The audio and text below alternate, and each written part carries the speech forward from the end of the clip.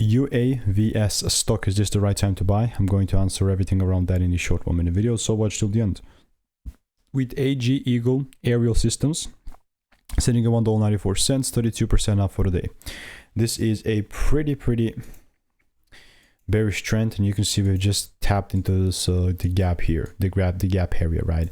It was kind of I was kind of expecting it, I'm not even gonna lie, but with UAVS this still looks like a pretty bearish market.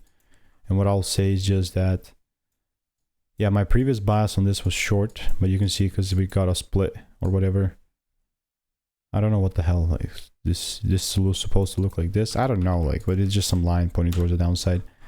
You already saw that. And all I'll do here, all I have is just